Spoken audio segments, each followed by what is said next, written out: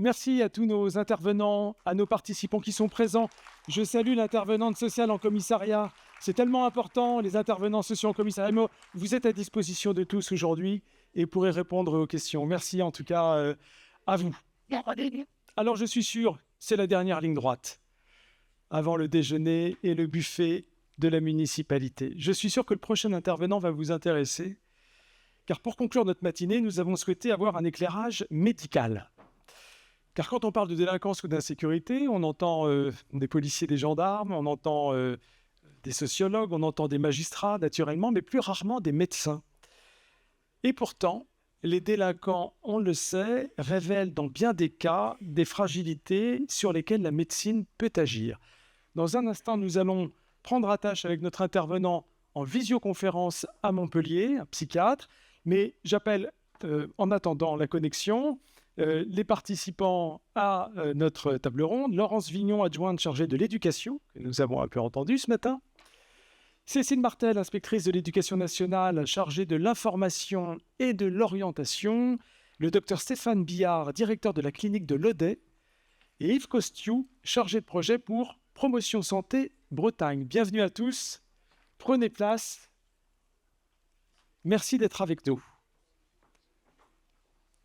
Alors, notre invité est basé à Montpellier. Il n'est pas avec nous, mais nous rejoint en visioconférence normalement. Que me dit-on en régie? Ah, très bien. Bonjour, docteur Mathieu Lacambre. Vous êtes en voiture, visiblement. Oh, j'étais en déplacement, mais avec le retard, je m'adapte. Ça s'appelle la résilience, coping. Bien, vous ne tenez pas le volant, rassurez-nous. Non. Merci en tout cas. Merci d'avoir accepté notre invitation en visioconférence depuis Montpellier. Vous êtes psychiatre.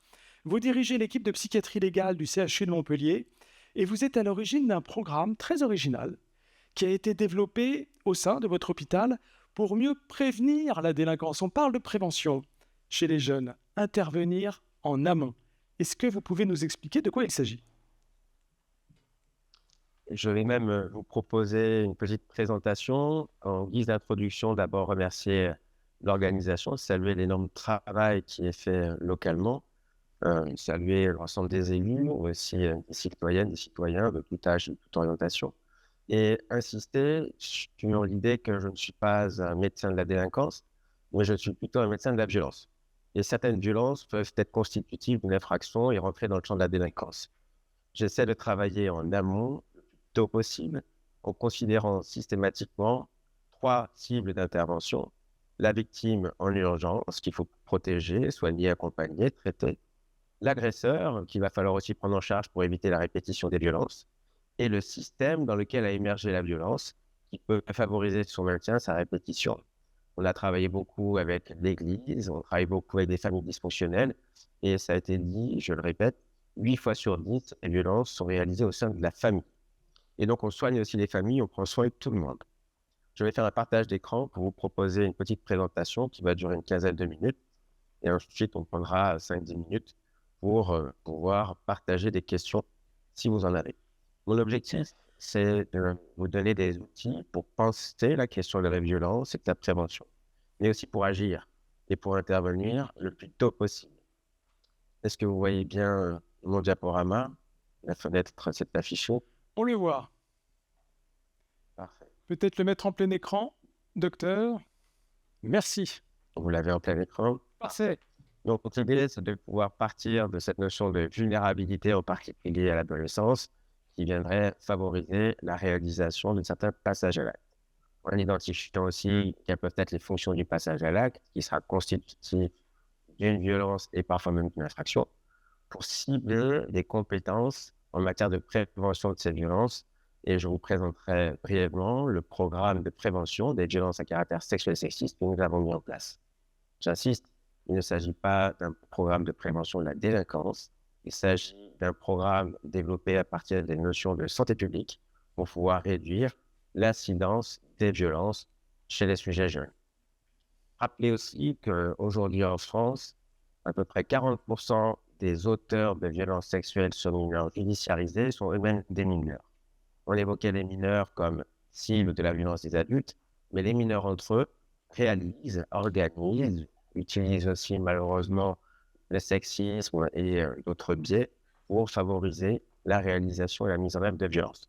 Donc, cibler les mineurs, c'est un enjeu majeur pour éviter qu'ils ne deviennent victimes ou agresseurs d'autres mineurs, voire d'adultes. L'adolescence, qu'est-ce que c'est? C'est une zone de particulière vulnérabilité dans la vie et la trajectoire d'un sujet. Vulnérabilité dans les deux sens étymologiques du terme, au sens d'un sujet vulnérable, qui serait dans un moment de fragilité, ou aussi au sens d'un sujet vulnérant, c'est-à-dire en capacité de blesser ou de faire du mal. Effectivement, l'adolescence est bouleversée par des évolutions hormonales, physiologiques, par des évolutions aussi dans ses interactions avec ses pairs, PAIRS, donc une dimension d'identité d'appartenance au groupe, dans la question de l'exploration de nouvelles sensations, de nouveaux horizons, mais en même temps aussi dans une quête de limite. Il y a un réaménagement des relations à soi, aux autres et au monde. En sachant qu'aujourd'hui, les écrans, et l'ARCOM nous a rappelé qu'il y avait une augmentation de 30% de consommation de pornographie chez les mineurs, et qu'il y a plus d'un mineur de moins de 12 ans sur deux consommait au moins une fois par mois de la pornographie. Ça doit nous interroger sur une exposition précoce qui pourrait être traumatique et qui, du coup, serait constitutive d'une violence qui est faite à ces mineurs lorsqu'ils se retrouvent seuls face à leur écran et des images qui ne sont pas en capacité de mentaliser, qui viennent susciter l'excitation, qui n'est pas tout à fait justement mentalisée, organisée, structurée et qui va les rattraper dans un deuxième temps. Par conséquent, cette période, c'est aussi une opportunité pour renforcer des compétences qui permettent d'arranger la relation à soi, autour de la connaissance de soi, l'esprit critique, l'estime de soi, la prise de décision, qui sont des compétences psychosociales de type cognitive, mais aussi des compétences émotionnelles sur la maîtrise de soi, la gestion des émotions, les stratégies de coping, et enfin des compétences plus sociales dans les interactions autour de l'empathie, l'assertivité, la communication et la résolution de conflits. Donc finalement, on a identifié à la fois des vulnérabilités, mais aussi des moyens de réduire les risques d'agression au sens d'être victime ou agresseur, tout en repérant pour nous, sur le plan psychopathologique, la fonction du passage à l'acte, qui peut être une violence réalisée à l'adolescence. Et pour nous, comprendre, ça n'est pas excusé, j'insiste, hein, mais c'est un moyen d'apporter la solution adaptée au regard de la cause du passage à l'acte. Pour l'enfant et ou l'adolescent, ça peut être un moyen de soulager son anxiété, d'exprimer sa colère avec un sentiment de préjudice et d'injustice, de clarifier quelque chose de l'ordre d'une relation ou d'une interdiction qui n'est pas introjectée, d'entrer en relation, parfois même avec des pairs, PAIRS ou avec un adulte. C'est aussi une demande d'affection et d'attention, en particulier chez les plus petits. Donc, c'est une manière de s'affirmer et d'exercer éventuellement du pouvoir et du contrôle dans la relation, en développant très facilement à travers aussi les réseaux, les téléphones portables, des relations d'entreprise, un besoin de satisfaire des pulsions, des besoins, et parfois aussi, dans le phénomène de groupe, un besoin de venir appartenir et franchir finalement une sorte de rite de passage pour pouvoir intégrer le groupe. On sait que sur Internet, toutes les semaines, tous les mois, il y a des nouveaux challenges qui permettent d'avoir de la visibilité, de s'affirmer, d'exister et ensuite de revendiquer l'appartenance. Notre objectif consiste à proposer des comportements alternatifs qui ne soient pas nuisibles ni pour le sujet, ni pour des tiers. Par conséquent, nous avons identifié les compétences cibles en matière de prévention, autour des compétences psychosociales que j'ai déjà énoncées à l'adolescence, qui ont été identifiées entre 12 et 15 compétences psychosociales par l'Organisation mondiale de la santé depuis très longtemps, comme moyen de réduire le risque de violence, en particulier sexuelle et sexiste. Nous avons complété par d'autres dimensions qui nécessitent de développer des savoirs, des savoir-faire et des savoir-être autour des notions de respect différentes, autour des notions de relations vie affective et sexuelle, autour d'Internet et ses dérives, et enfin autour de la bonne compréhension et du respect de la loi.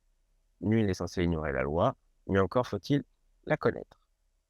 C'est sur cette base que nous avons développé un programme de prévention avec pour objectif général l'idée d'apporter une ressource à tous les adultes qui interviennent auprès des enfants pour qu'ils puissent mettre en œuvre de la sensibilisation, de la promotion de la santé, mais aussi de l'éducation à la santé pour donner les moyens d'aller bien et de rester en bonne santé. Et enfin, et surtout, les moyens de prévention efficaces auprès des mineurs. Notre cible consiste à former des adultes à l'utilisation de cette petite mallette d'intervention que vous avez ici en bas à droite. Ça fait 15 ans qu'on travaille sur le sujet. On a développé une première version fin 2016 et aujourd'hui, on a une troisième version avec une dématérialisation de l'ensemble des ressources. Les objectifs spécifiques qui sont adressés à la cible définitive que sont les mineurs sont l'idée de développer des savoirs au sein d'une information, promotion de la santé, des savoir-être au sens d'une éducation et des savoir-faire au sens d'une capacité d'agir de manière adaptée. La vôtre, ça ressemble à ça. On a ces différentes thématiques que j'ai déjà énoncées comme cible des interventions. On a réparti les thématiques en 4 tranches d'âge, donc les 5-7, les 8-11, les 12-14 et les 15-18. Donc du coup, la boîte à outils s'adresse à tous les enfants à partir de 5 ans jusqu'à l'âge de 18 ans, en prévention primaire universelle, c'est-à-dire avant que n'arrivent des problèmes. Dans une classe de 30 enfants, il y a déjà 3 victimes. Ça signifie qu'on est en prévention tertiaire en santé publique, il va falloir réduire les conséquences. On a aussi des enfants qui sont un petit peu entre deux, en particulier les adolescents sur Internet. Et là, on est en prévention secondaire. Il va falloir éviter que ça dérape et que ça décompense. Ici, vous avez des sous-thématiques avec à chaque fois une fiche d'intervention pour chaque tranche d'âge. Ici, un exemple de fiche. Donc, on a 134 fiches d'intervention dans la boîte à outils de prévention et on n'a pas souhaité réinventer la roue. On est parti d'un inventaire exhaustif de tous les outils francophones existants. On en a identifié 700 accessibles en open access. On a retenu que ceux qui avaient été prouvés, qui avaient démontré leur efficacité, qui sont des outils probants. Et ensuite, on les a organisés dans nos cases en fonction de la sous-thématique et de la tranche d'âge pour remplir une sorte d'échiquier avec 134 cases qu'on a pu compléter avec une fiche d'intervention. Elles sont toutes proposées sur le même modèle, avec en haut ici le code couleur et la thématique, en horizontal, en vertical la sous-thématique et la tranche d'âge. Le temps nécessaire à la mise en œuvre de l'intervention, ici c'est 30-45 minutes chez les tout petits, ce sont des temps courts. On peut aller jusqu'à des interventions de 2h30, 3h chez les grands. Les objectifs, le type de l'intervention avec la ressource utilisée. Ici, c'était issu d'un programme canadien. Les objectifs de l'intervention, le déroulé de l'intervention, petit mot de conclusion, le matériel nécessaire, en sachant qu'on a vraiment intégré dans le cahier des charges le moins de matériel possible. Et donc, du coup, c'est une boîte à outils papier-crayon, mais qui peut être enrichie de n'importe quel support, en particulier multimédia. Vous avez ici les 134 fiches intervention, donc à chaque fois en fonction de la thématique, sous-thématique et tranche d'âge. Par exemple, je veux travailler sur l'estime de soi chez des 8-10 ans, compétences psychosociales, estime de soi, sous-thématique. Je prends les 8-10 et je vais aller chercher la fiche 36, imagine, confiance. Je regarde la fiche, elle me plaît, je la prépare, je la mets en place et je l'évalue. Pour pouvoir utiliser correctement l'ensemble de ces ressources, nous proposons une formation parce que nous avons pu évaluer les interventions et constater que si elle était mal utilisée, elle pouvait produire des effets délétères comme renforcer des stéréotypes. Et donc, du coup, cette boîte à outils, c'est une sorte de couteau suisse. Et comme tous les couteaux suisses, elle peut blesser son utilisateur ou blesser des tiers. On est très attentif à la formation et au gage de qualité dans la transmission de cette ressource qui est la boîte à outils de prévention. Elle permet, comme vous l'avez compris, de développer des savoir-faire, principalement à partir des compétences psychosociales, mais aussi des savoir-être, à partir des thématiques respect, différence et relations et sexualité, et enfin des savoirs autour des confusions entre virtuel et réel, et dans la thématique compréhension et respect de la loi. Petite notion importante, vous voyez ce petit pictogramme attention danger, parce que certaines fiches favorisent la révélation de violences antérieures subies ou agies. Et dans le cadre de la formation, nous allons donner les moyens aux professionnels d'accueillir la parole de l'enfant et surtout des repères pour accompagner cette parole, tant du côté du statut de victime que du côté du statut d'agresseur. À chaque fois qu'on réunit des conditions opportunes de sécurité pour un enfant sur cette thématique, il va y avoir un risque augmenté de révélation de faits, mais certaines fiches, comme l'escalade de la violence, celle-ci, ou surtout ici chez les ados virtuels réels et pré-ados, on a une augmentation du risque de révélation des faits. Et donc, dans le cadre de la préparation, on doit être solide sur ses appuis. Et c'est aussi une des raisons pour lesquelles les interventions de prévention BOT sont organisées à 2 personnes. Il y a l'intervenant, il y a un secouriste psychique qui est en observation du groupe et qui va venir au contact d'un mineur qui sera en train de dévisser pour pouvoir le protéger. Notre boîte à outils, nous l'avons voulu universelle en prévention primaire, comme la vaccination, prévention primaire, afin qu'on ne tombe pas malade, sinon, si on croise l'agent infectieux, que les conséquences soient moins importantes. En prévention secondaire ciblée chez des ados qui seraient déjà dans des difficultés sur Internet, en utilisant des images de nus d'autres mineurs, ou en prévention tertiaire pour limiter les conséquences et les catastrophes. Mais on sait que la boîte à outils permet un dépistage aussi et une révélation des situations de violence antérieures. Cette boîte à outils, elle propose aujourd'hui l'ensemble de ses ressources, un site internet, un compte LinkedIn avec chaque semaine un mot et une définition en lien avec les violences sexuelles. La semaine dernière, c'était le candolisme, en écho à un procès dans le sud de la France. Et cette semaine, c'est la télédidonique, qui est un moyen à travers les objets connectés de mimer une interaction sexuelle. Nous proposons des formations utilisateurs en présentiel, 2 jours et demi, mais aussi en distanciel ou en blended learning avec des modules de e-learning et journées de présentiel. Notre idée, c'est de former ensuite au sein des institutions des personnes pour qu'elles forment leurs collègues avec une formation de formateur labellisé pour favoriser la diffusion ensemble de la ressource. Et tous les ans, nous proposons un recyclage pour l'ensemble des acteurs BOT de prévention afin de se rencontrer, afin de partager les mises à jour, les tips, les choses qui permettent d'enrichir les interventions et puis aussi de proposer, de participer à un certain nombre de recherches et d'évaluations. Aujourd'hui, toutes les ressources BOT sont sur un cloud. Une fois qu'on fait la formation, on a des droits ouverts sur l'ensemble des ressources numériques pour 12 mois. On peut acquérir aussi la petite mallette d'intervention, un beau bébé de 3,9 kg, avec les 134 fiches et différents guides à l'intérieur, dont un guide pour les parents, pour utiliser les parents comme relais courroie de transmission de la prévention. Tous les trimestres, on propose des intervisios à tous les acteurs de prévention BOT. Nous mettons en place depuis la rentrée scolaire 2024 une recherche nationale prospective multicentrique dans 60 collèges pour évaluer les effets d'utilisation de la BOT sur les conseils d'établissement et les faits établissements. Donc, il y a 6 sites au niveau national avec des partenariats entre les CRIADS, qui sont les centres ressources, et les rectorats d'académie. Nous proposons une newsletter et des collaborations de traduction avec le Liban. Ce projet est une victime collatérale de la guerre. Nous avions commencé une traduction en langue arabe, qui était pour nous une porte d'entrée sur toute la péninsule arabique et le Moyen-Orient. Malheureusement, le projet est interrompu actuellement. Des traductions aussi en anglais. Nous avons pour projet de développer une version de la BOT petite enfance, 0-5 ans. Ça va être encore 3 à 5 ans de travail.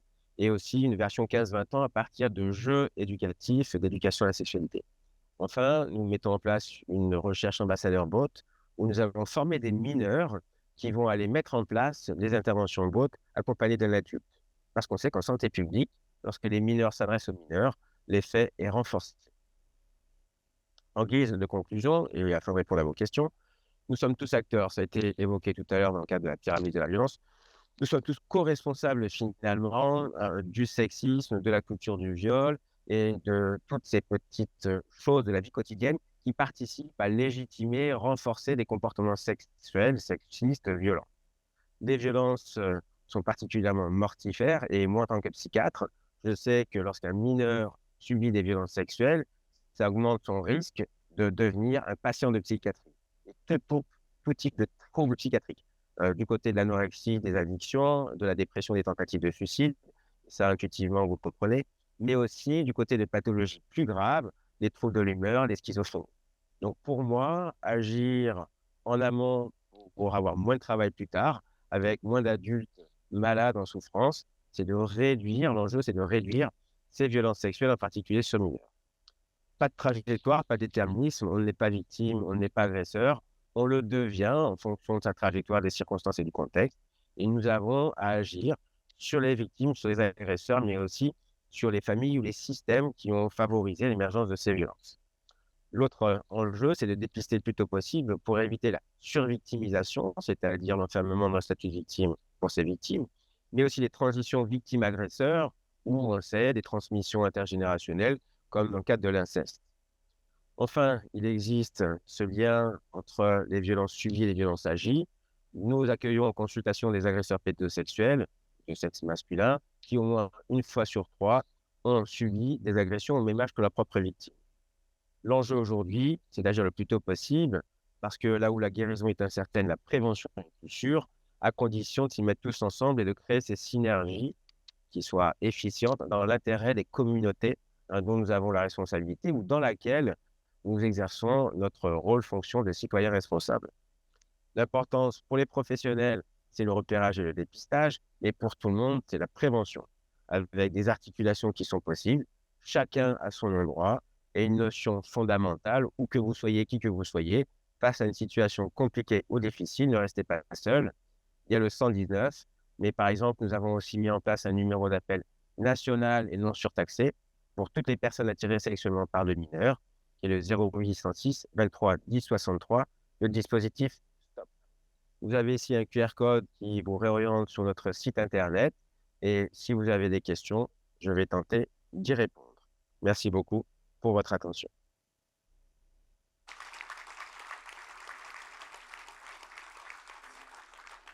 Merci, docteur Lacan. Moi, j'ai juste peut-être une question. Il est 13 h, il est un petit peu tard et nous allons conclure notre matinée.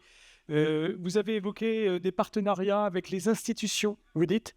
À quoi vous faites allusion? Ce qui nous intéresse ici, je pense, pour beaucoup de professionnels, c'est d'importer cette méthode et de s'en inspirer pour renforcer les compétences psychosociales. Alors, dès le début de ce projet, nous avons constitué un comité de réflexion de prévention en invitant tous les acteurs de prévention et de promotion de la santé. Et les volontaires ont rejoint le projet avec la PJJ, la protection judiciaire de la jeunesse, le réseau adolescent et la maison des adolescents, le rectorat d'Académie de Montpellier, le SODED, l'ASE, le conseil général, la mairie à travers d'autres services, et ensuite des structures inscrites plutôt dans l'accompagnement psychosocial, comme Via Voltaire, qui travaille beaucoup sur l'insertion psychosociale, Holisme, qui travaille en oncologie, en prévention en matière de santé, et des IREPS, des gens qui étaient spécialisés autour de l'ingénierie pédagogique en matière de prévention. Et donc, on a agrégé toutes ces ressources pour pouvoir porter ce projet, créer la boîte à outils à partir du recensement des outils existants, et ensuite créer la formation et favoriser sa diffusion avec des acteurs de prévention locaux.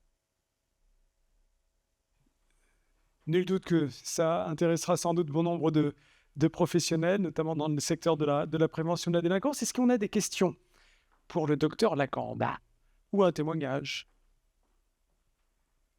Non, je crois que vous avez été suffisamment complet. Il y a une question là-haut, tout là-haut, quand même, qu'on va prendre. S'il y a une réaction, sinon parmi les participants, peut-être. Alors, rapide, vous voulez quoi? C'est Madame la maire.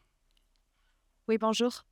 Je voulais savoir, est-ce que vous pensez que pour tout ce qui est infirmière scolaire, il y aurait, normalement, les obligations que les écoles devraient mettre en place pour l'éducation à la sexualité, tout ça, est-ce que vous pensez que ça aurait un impact aussi? Est-ce que le projet BOT pourrait aussi être impacté via les infirmières scolaires ou pour avoir une implication? La réponse est carrément oui. En 2019, le rectorat de l'Académie de l'océan Indien a imposé la formation BOT à toutes les infirmières scolaires de l'île de La Réunion. D'accord. Et est-ce que vous pensez qu'il y en a assez en France, des infirmières scolaires? Ça, c'est une question dont on imagine mal la réponse. Non. Encore une fois, on l'a évoqué tout à l'heure, la question des ressources humaines. Donc aujourd'hui, on est beaucoup dans la gestion de la pénurie, d'où l'importance de s'articuler dans son champ de compétences. Je suis contre la mutualisation, je suis pour l'articulation. Merci. Merci, madame, pour votre intervention. Alors, le secteur médical est avec nous. Alors, je vois monsieur Costiou, chargé de projet promotion Santé Bretagne, et Stéphane Billard, directeur de la clinique de l'OD. Peut-être d'un mot, une réaction? Oui, juste, je ne suis pas directeur de la clinique de l'OD, je suis médecin chef de service, parce que c'est le service d'addictologie à la clinique de Quimper. Ah, pardon. C'est pas grave. Alors, une réaction, oui. Moi, je me posais la question justement de ce modèle justement de prévention en améliorant les compétences psychosociales des jeunes. On l'a déjà pour aussi les addictions. On travaille beaucoup sur ça, sur la mise en mouvement des jeunes aussi avec l'activité physique. On l'a sur la nutrition. Et je pense qu'un des soucis, c'est comment articuler tous ces programmes finalement et comment faire pour que on va dire les institutions s'en saisissent. On voit souvent des institutions qui savent plus forcément quel programme doit être privilégié à quel temps. Et je pense que ça demande beaucoup de coordination, il me semble, entre les acteurs de l'éducation. Moi, je pense aussi les acteurs de tout ce qui est activité physique et les clubs sportifs, etc., qu'il faut aussi intégrer dans le développement de ces programmes. Et ça demande, oui, beaucoup d'articulation, à mon avis, et peut-être que ça reste encore à améliorer. Un vrai sujet. Monsieur Costiou, si vous êtes bien, monsieur Justement, dans le même ordre d'idée, c'était important pour moi de rappeler qu'il existe depuis août 2022 une instruction interministérielle et une stratégie nationale sur le développement des compétences psychosociales qui est articulée par Santé publique France, qui est à l'origine de la coordination. C'est quelque chose qui est encore assez récent, qui commence à être décliné. Le territoire finistérien a fait l'objet d'un séminaire très récent, le 8 novembre, avec l'Agence régionale de santé, qui a porté un certain nombre d'acteurs sur le développement des CPS. On voit bien que c'est une stratégie qui est portée par énormément d'acteurs aujourd'hui. Elle a ceci d'intéressant en santé que c'est un déterminant. C'est-à-dire cette question des CPS, elle influence d'autres déterminants qu'on a vus aujourd'hui. La violence, les conduites addictives, les violences à caractère sexuel, la scolarisation, la réussite scolaire. Donc elle brasse un nombre d'acteurs absolument considérable autour d'elle. D'où l'intérêt aujourd'hui d'avoir un outil tel qu'une stratégie interministérielle dessus. Aujourd'hui, on a 9 ministères signataires de cette stratégie.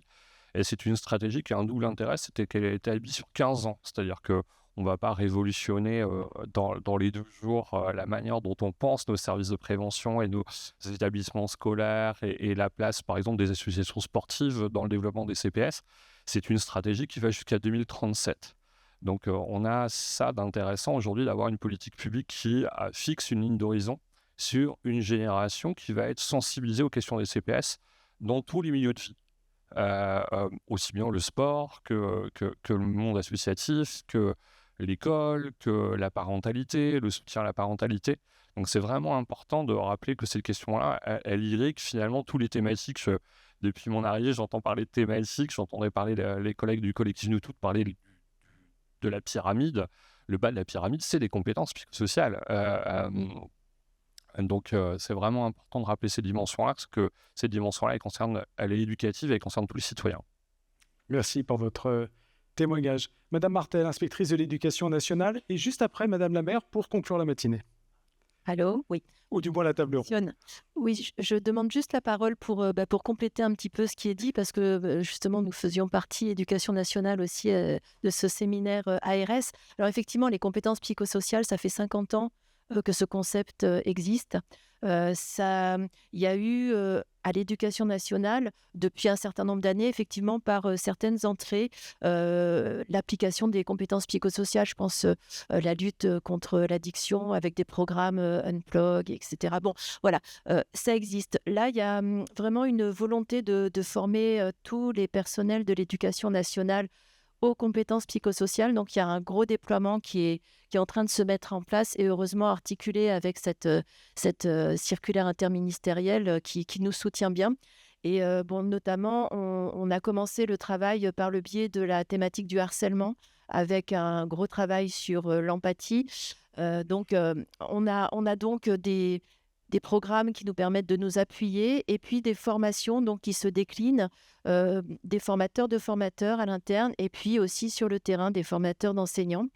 Bien évidemment, les compétences psychosociales, il faut les expérimenter. Donc, c'est vraiment tout un changement aussi de pratique. Ça veut dire que tous les personnels de l'Éducation nationale doivent eux-mêmes vivre ces compétences, les ressentir en eux, les analyser et se les approprier. Voilà, donc on avance bien.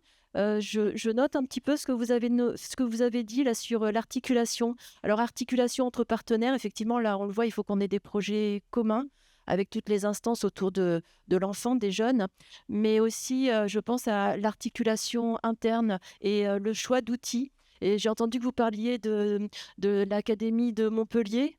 Voilà, bon, peut-être qu'il faut effectivement que l'Académie de Rennes se mette en mouvement aussi sur un outil commun.